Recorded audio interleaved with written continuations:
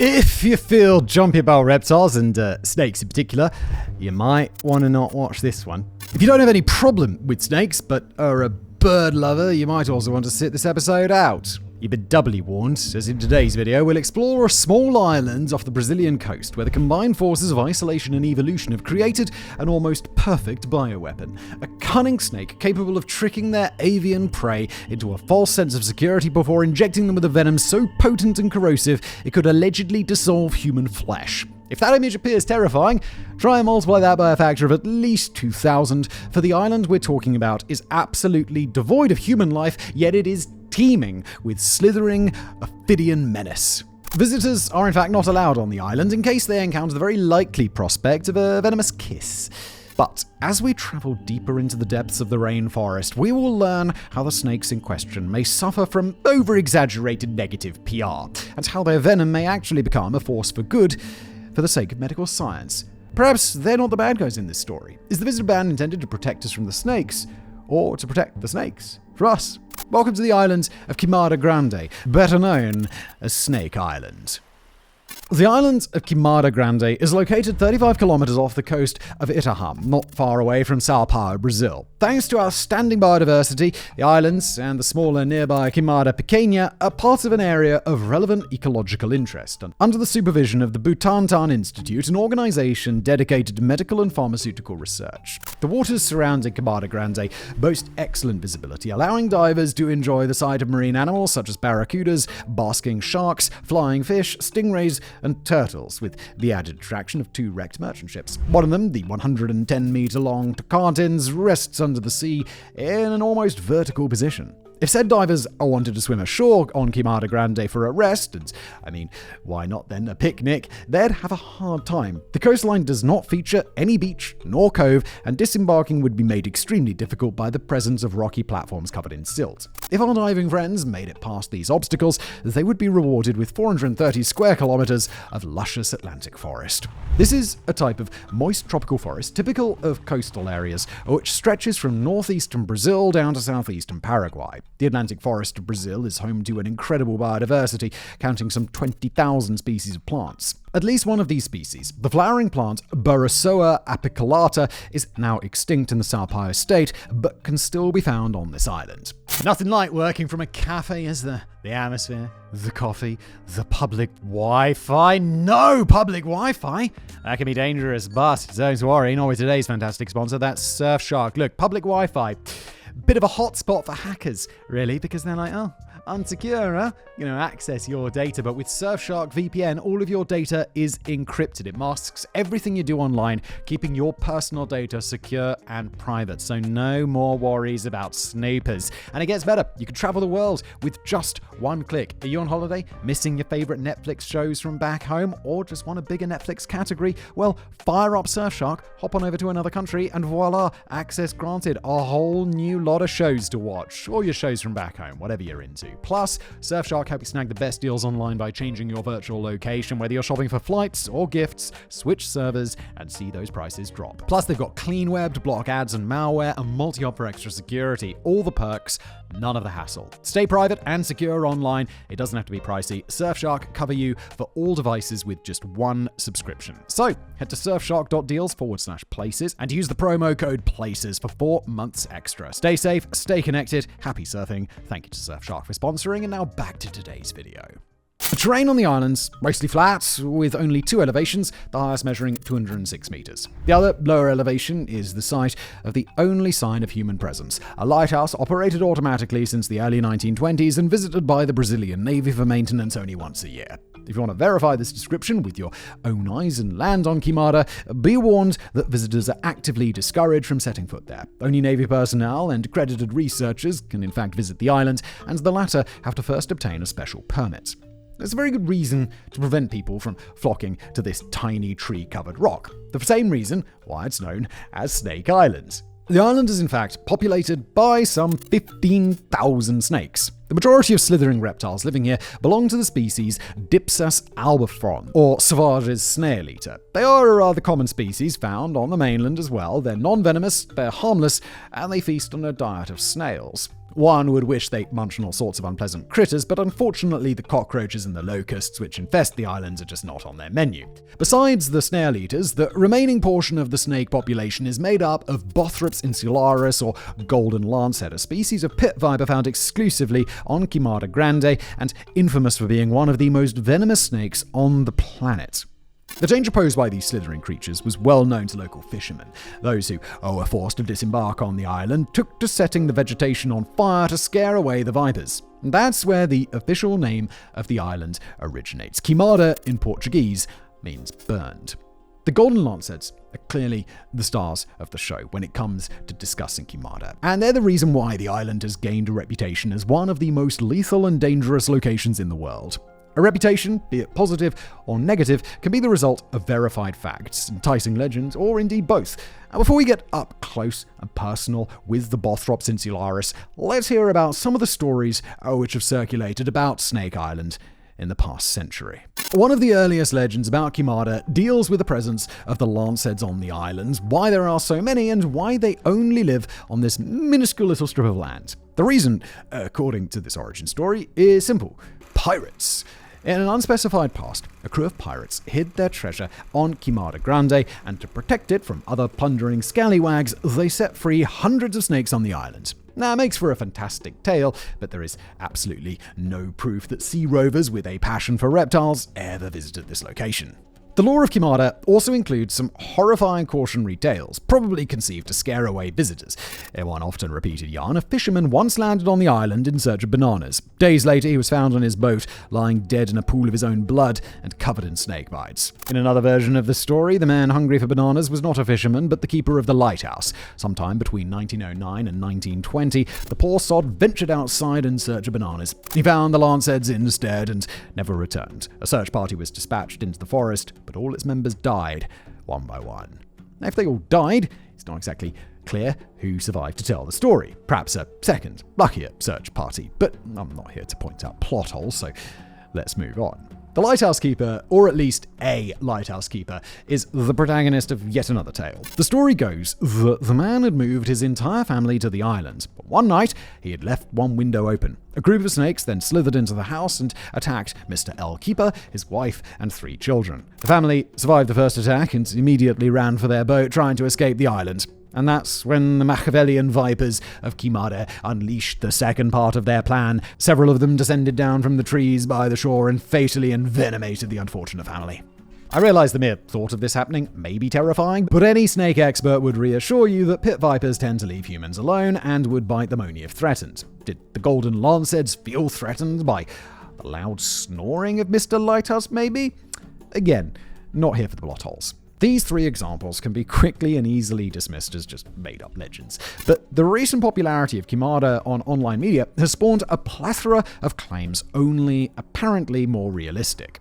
A widely circulated fact is that the venom of the lanceheads can kill a person in 6 hours. Other sources disagree, claiming that the survival time is only 1 hour. This degree of lethality is not surprising, if you consider that this venom is so potent and corrosive that apparently it can melt human flesh. Moreover, it can cause kidney failure, muscle tissue necrosis, brain hemorrhage, and intestinal bleeding. If you were to be bitten by a golden lancehead, you would have a 7% chance of dying a particularly painful death. Even with treatment, the chances are still 3%. The venom is often compared to the one inoculated by the Bothrops turaca, a close relative of our friend Bothrops insularis, which can be found in southern Brazil, Paraguay, and northern Argentina. Unlike the corrosive nature of the lanceheads, the venom in Jararaca's arsenal is an anticoagulant. In other words, it causes its victims to bleed profusely. When it comes to potency, the venom of the insularis is invariably described as being more potent than the one of its continental cousins. Sometimes just 5% more potent, sometimes up to 500% more potent. Now, considering these spine-chilling facts about the lanceheads of Queimada Grande, you may be wondering how many people died due to the kiss of death of these scaly fiends. And the answer is truly shocking. The number of confirmed, documented human deaths resulting from the venom of Bothrops insularis is, wait for it, exactly 0. That's right, a big, fat zilch. In fact, what most media outlets fail to mention is that there is no direct experience of mortality caused by the golden lanceheads. For that, we must thank the restrictions imposed by the Brazilian government preventing careless tourists from venturing to the island. In reality, most facts quoted about the effects of the venom on humans are extrapolations based on what we know about the pit vipers on mainland South America. And this is probably a good time to take a grounded look at the stars of our show. The Bothrops insularis, aka golden lanceheads, were first described in 1921 by herpetologist, that's a snake expert, Afriano de Amaral, working for the Butantan Research Institute. As mentioned, these are pit vipers, a species of snake that uses heat-sensitive organs to locate their prey. Other pit vipers include the rattlesnake, the copperhead, and the cottonmouth. An average specimen will stretch to a length of 80 centimeters, but some can grow up to 118 centimeters. They're yellowish-brown in color, and their head is characteristically triangular, hence their rather appropriate name. August and September are love seasons on Queimada, and the golden lanceheads like to get it on with abandon, mating both on the ground and in the many trees of the island. Female lanceheads have their eggs hatched directly inside their bodies. Each couple of new viper parents will welcome with delight an average of 6.5 tiny lanceheads per litter. Unfortunately, due to the isolation of the mating grounds, inbreeding is very frequent. This is probably why intersexes have been found to be prevalent amongst golden lanceheads. To clarify, intersexes are individuals displaying a discrepancy between their external and internal genitals. The presence of intersexes was first reported in 1959 by zoologist Alphonse Hogue, who first noticed that some female lanceheads also had small male genitals described as a hemipenis. Most intersex snakes are sterile, which may be a factor of the endangerment of the species, but more on this a little bit later. As the baby vipers of Queimada grow up, they will first feast on centipedes and frogs, but once they reach adulthood, they will learn to appreciate the main staple of their diet, two migratory birds called Alania chilensis and Turdus flavipes, or Chilean alania and yellow-legged thrush respectively. This choice of diet is strictly intertwined with the evolutionary story of the unique golden lanceheads of Queimada, so let's take a step backwards. The two Queimadas, as well as other islands dotting the coast of Sao Paulo, were once connected to the continent via dry land. In other words, they were hills. Some 10 to 11,000 years ago, following the end of the Ice Age, rising sea levels separated the hills from the mainland, thus becoming islands. Animals happily gallivanting on the former hills found themselves isolated and surrounded by water, a completely different habitat which led some species to disappear while others adapted to the new conditions. The pit vipers stranded on Queimada Grande found themselves in an apparently ideal situation. There were no ground-level predators. Happy times. To celebrate, they mated with abandon, and the forests were alive with the sound of tiny litters of 6.5 baby vipers just slithering about. But as their numbers grew, the small brains in those flat lanceheads may have formulated the following thought. Hang on, it is true that there are no ground-level predators, but it is also true that there's no ground-level prey. How am I going to feed? Thus, the pit vipers evolved to slither upwards, colonizing the trees of the forest. Up on the treetops, they found the two species of migratory birds that we mentioned earlier. Everywhere else in the world, a pit viper would normally stalk its prey, bite it, and wait until the venom takes effect. The viper would then track down the prey again and merrily feast on it. Now try and do that with a bird. A bird would fly away before the venom does its job, thus leaving our lancehead friends without dinner. But nature always finds a way. Over thousands of years of adaptation, the snakes of Queimada honed their modus operandi. The tips of their tails evolved, developing a darker color. By craftily moving their darker tips, the vipers can mimic a worm or caterpillar, thus attracting the attention of the birds. When the prey is within reach, the lanceheads take a lunge, injecting their venom and instantly killing their prey. This method is described by snake experts as caudal luring, from the Latin word for tail. However, they specify that this technique has never been directly observed on Queimada vipers, but only on their continental cousins. And that led them to speculate that they too adopted that same hunting craft. What experts at the Butantan Institute were able to observe and measure in a lab setting was the toxicity of the lancehead's venom and how it appears to have been specifically refined by nature to kill birds as quickly and efficiently as possible. Their research was published in the South American Journal of Herpetology in 2008. The Butantan researchers measured the LD50 values for the lancehead venom in different types of prey, including mice and chicks. The LD50 value is also known as the median lethal dose needed to kill off a specific prey, measured in micrograms per gram of tested animal. For mice, the LD50 value is 3.3 micrograms per gram. To clarify again, this means that if a mouse weighed 100 grams, a lancehead had to inoculate 330 micrograms of venom before the poor critter kicked the bucket. In the case of the chicks, the LD50 was only 2.4. A chick typically weighs 115 grams when it reaches 1 month of age. A bird of such weight would therefore succumb to a dose of 276 micrograms, which corresponds to 0.26 milligrams, which in turn are equivalent to the weight of 4.5 grains of sand. As the median lethal dose for avian prey was lower than the one required for mammal prey, this suggests that the venom of the golden lancet evolved specifically to kill birds with speed and efficacy before they can flutter away. To quote directly from the Butantan paper, Bothrops insularis venom specificity may be the result of selective pressure related to the particular feeding habit of this species. If the bird is released after being bitten, it may be able to fly some distance and therefore does not leave a chemical trail by which it could be relocated by the snake. Interestingly, the same paper appears to dispel the myth that the venom of the Bothrops insularis is more potent than the one flaunted by their more widespread continental cousins, the Bothrops jararaca. The LD50 values for the jararaca venom were 1.8 and 1.3 in mice and birds, respectively. This shows a relative smaller difference in the median lethal dose required for different types of prey as compared to the insularis species, but it also suggests that the continental venom is actually more potent than its island-based counterpart. In August 2008, the South American Journal of Herpetology published another paper dealing with our favorite golden legless friends. This time, the topic of the article was to report on a survey of the lancet population conducted back in 2002. The researchers divided the surface of the island into 26 plots, 21 of which are located in the forest and 5 in the grassy areas. They then sampled each plot twice for the presence of snakes, thus seeking to extrapolate an accurate figure of the overall population. At the end of the sampling, they estimated that the overall population was 2,358 golden lancets. In the years following the survey, the researchers acquired further data points, albeit in a non-systematic way, by their own admission. Based on the additional data, they had, quote, the impression that the density of B. insularis decreased in this period, and we have evidence for the illegal removal of snakes from the island in the last few years.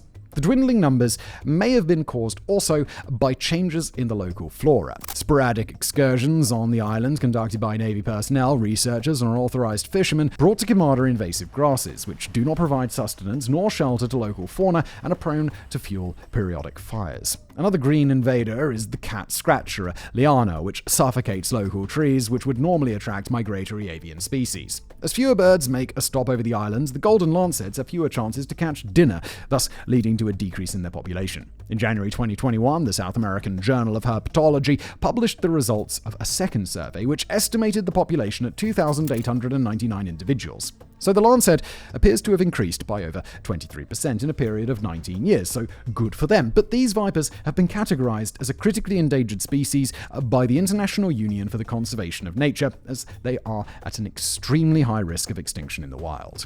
We already discussed the consequences of inbreeding and changes in floral habitat, but we only hinted at another factor impacting the numbers on Queimada, the illegal removal of snakes. One may wonder who would want to steal a deadly viper from some tiny island. Apparently, there's a whole category of criminals dedicated to this trade known as biopirates. By selling a single golden lancet on the black market, a biopirate can pocket between $10,000 and $30,000.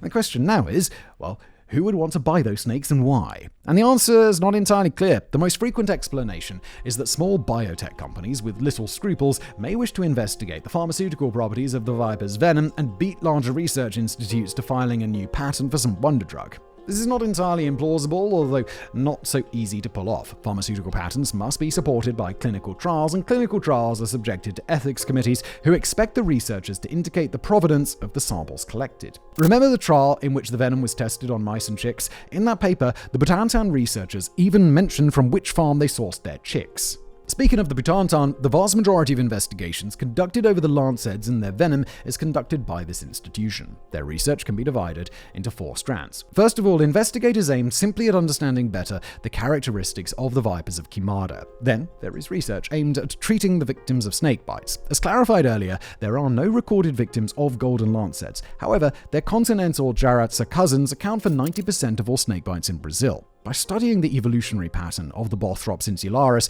the Butantan seeks to deepen their understanding of the Bothrops genus as a whole and find new and better antidotes for the jararaca's venom. The third very promising strand is pharmaceutical research, and especially in the field of anticoagulation. Venom secreted by other species in the Bothrops genus have been shown to contain compounds which may help prevent the formation of blood clots, and Butantan researchers hope that the Insularis' own chemical weapon may show the same promise. For example, research has shown that the golden lancehead venom contains C-type lectin and L-amino acid oxidase, a protein and amino acid respectively, both with platelet-modulating properties. Interestingly, C-type lectin shows anticoagulation properties, while L-amino acid oxidase has the opposite effect, slowing down blood flow. Finally, the fourth strand deals with conservation efforts, aimed at identifying innovative techniques to protect this secluded and fragile species. A 2021 paper published by Butantan focuses on the acquisition and short-term cold storage of seminal samples from the Queimada vipers, as assisted reproductive technologies such as cooling, freezing, and artificial insemination are essential in conserving genetic diversity of critically endangered reptiles like the golden lancehead. The research team identified an innovative method by which semen samples diluted in a coconut water-based extender could be preserved for a period of up to 48 hours at 5 degrees Celsius, thus allowing semen samples to be transported to distant locations for immediate use without the setbacks of cryopreservation. The results are undoubtedly encouraging, but the next time you complain about your job, spare a thought for the poor sod who has to get a semen sample from a viper. You may have already picked up the common underlying theme from the academic research published about the golden lanceheads, in stark contrast with most non-scientific sensationalist reports. Internet headlines appear in general to warn us from visiting Queimada Grande, the Snake Island, as it is a lethal place, perhaps the most lethal island in the world, a dangerous location for our own existence. We must protect ourselves from the dangers of the island. Specialized media paint a completely different canvas of the island and its inhabitants. Based on their assessment, visits should be kept to a minimum so that the unique habitat of Queimada can be preserved, the golden lanceheads can be protected from extinction, and their venomous features studied for medical purposes. In other words, we must protect the island from ourselves. And the first step is to provide an accurate account of its most famous inhabitants. To this end, those tireless academics at the Butantan Institute have conducted a bibliographic survey to categorize the, quote, incorrect data about the venom, habits, population size, diet, morphology, and reproduction of B. insularis collected from internet sources. The survey collected a total of 175 false pieces of information about Queimada vipers, of which 113 were about the venom, 32 about the population size, and 29 about habits, diet, size, and reproduction. To quote from their paper's abstract, these results highlight the necessity to invest even more in scientific divulgation and environmental education projects to bring people closer to these animals and make them understand their ecological roles and the importance of conserving all species of snakes, especially the endangered island species. I'm sure that despite our best efforts and intentions, some of those false pieces of information have slithered into this episode. But I also hope that through our humble video today, we've partially contributed to redress the excessively negative, sensationalistic image attached to Queimada Grande or Snake Island. That said, we don't want to give the impression that the island is some sort of tropical paradise where you should go and chill surrounded by cheeky yet harmless reptiles. Assuming that the LD50 values for humans are similar to those of a mouse, it would take the equivalent of 1/3 of a jelly bean's worth of insularis venom to kill a heavyweight boxer. Besides, Queimada's geographic features themselves make it extremely risky to explore. And don't forget the visitor ban, as well as the risk of importing harmful flora. So yeah, better not travel unless you are a herpetologist, biologist, or chemist accredited with the Butantan Institute, or a conservationist authorized by the Chico Mendes Institute for Biodiversity Conservation. What we wanted to convey in the end is that the true newsworthy story about Snake Island is not how it could kill us, but how we could protect it.